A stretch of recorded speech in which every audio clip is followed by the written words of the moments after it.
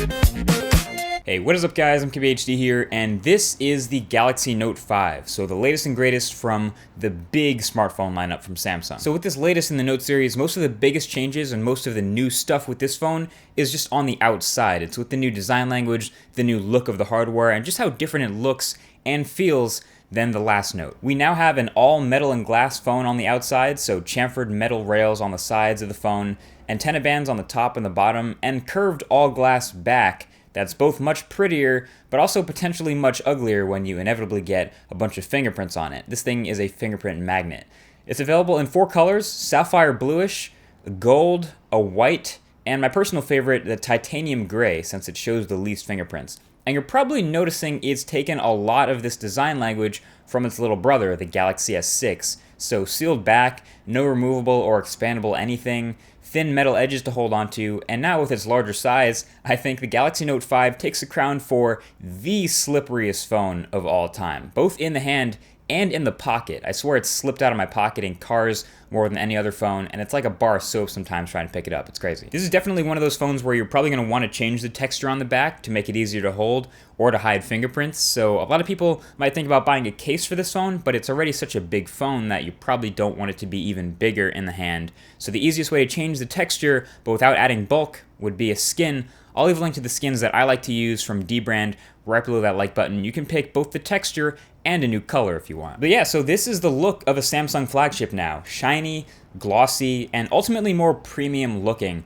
I also like that they kept working on footprint, so the Galaxy Note 5 is actually a bit smaller than the Note 4 thanks to a very thin side bezel. And other things like, the headphone jack placement and the fingerprint sensor and the buttons are all excellent. The buttons, like the Galaxy S6, are super clicky and tactile and satisfying and easy to press. There are definitely still cons to this new design though. One, there's no IR blaster anymore, not sure why. I didn't really use the one on the Note 4 a ton, but it was nice to have. But then 2 and 3, a smaller non-removable battery and no expandable storage. These two things only feel like such a big deal because of the natural comparison to the predecessor, the Galaxy Note 4, which had a larger removable battery and a micro SD card slot. So it kind of feels like you're losing features while moving up a generation. The expandable storage isn't a huge deal to me because I can work with 32 gigs, but if you want to take your music collection offline, or if you take a lot of 4K video, then you'll probably start to fill it up pretty quick.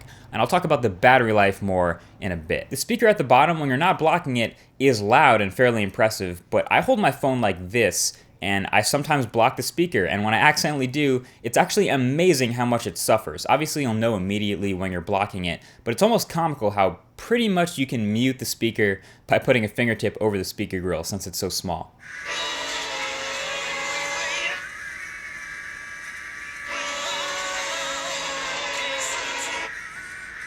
Anyway, on the front of this phone, the Note 5 is rocking a 5.7-inch 2560 by 1440 Super AMOLED display, so an awesome Quad HD resolution, super sharp pixel density, excellent brightness to the point where it's plenty readable outdoors, great viewing angles, really saturated but adjustable colors, and spans pretty much to the edges of the phone with the super thin bezels.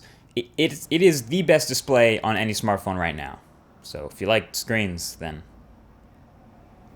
So having such a great display has always been a strong point for the Galaxy Note, and that's no exception here. And the specs inside push all those pixels just fine. In fact, the Galaxy Note 5 is again a beast in the spec department, bringing up a lot of the top hardware from the Galaxy S6, and it pretty much checks all the boxes. So octa-core Exynos 7420 chip, a bump up to 4 GB of RAM, the 16 megapixel camera from the Galaxy S6 that was so good with optical image stabilization and an f1.9 aperture, NFC, AC Wi-Fi, LTE Advanced, the whole package. The only specs that may look like a downgrade on paper are the move from that weird USB 3 port back to the USB 2.0 on the bottom, and the smaller 3000 mAh battery. It may sound weird to say that a 3000 mAh battery is small, but for such a high-powered device and such a big, bright, high-res display, kinda expected more. My battery life on the Galaxy Note 5 was pretty decent, not great. It was a lot better than the Galaxy S6, which was abysmal, but I would give this, I rated it somewhere between 3.5 to 4 hours of screen on time, sometimes more,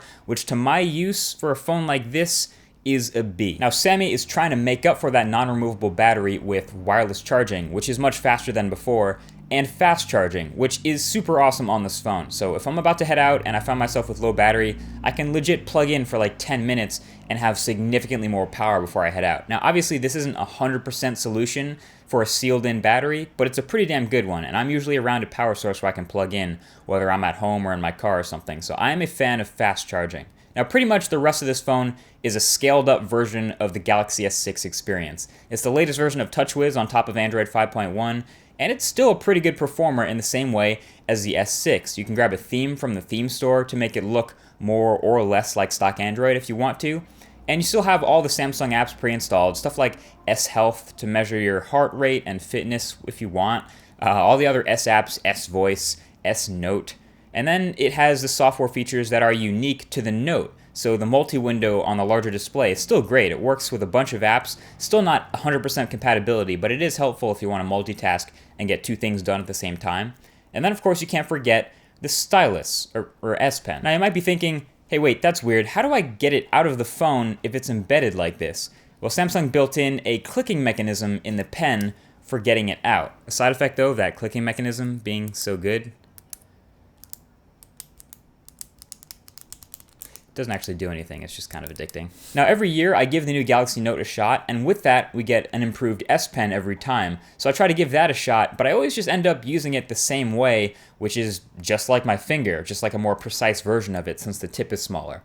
If you are an avid S Pen user, you will notice stuff like is improved. The menu, when pulling out of the stylus, is updated, and the functionality is improved. Things like the S Memos, you can pin any note to a home screen now, which is pretty dope, something you couldn't do before.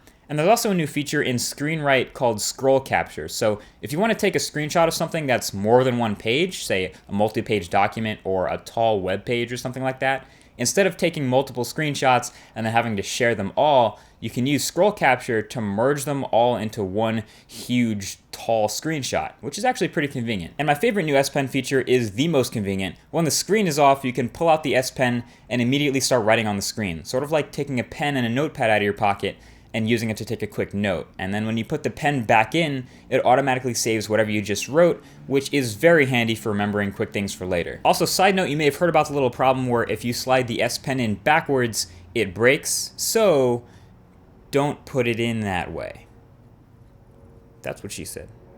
So look, if you can get past the slippery hugeness of this phone, it's pretty hard to go wrong here. My favorite two features are the display and the camera. The display right now, like I said, is the best on any smartphone, and the camera right now is also arguably the best on any available smartphone. Here are some shots I took in my few weeks using the Note 5 as a daily driver. Just casual snaps. Obviously, optical image stabilization and some sharpening in post-production makes for some of the crispiest smartphone photos of all time. Even in low light, I could take handheld shots with a slow shutter speed and still get crispy stuff out of auto mode.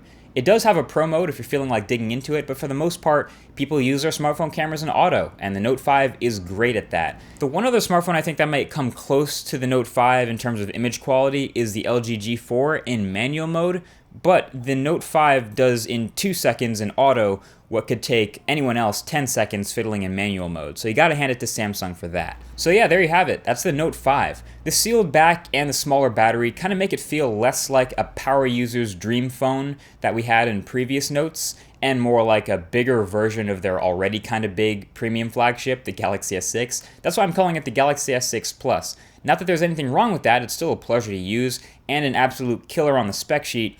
But yeah, it's just a new, different direction for the Note series. But it's still absolutely the best phone that Samsung makes right now.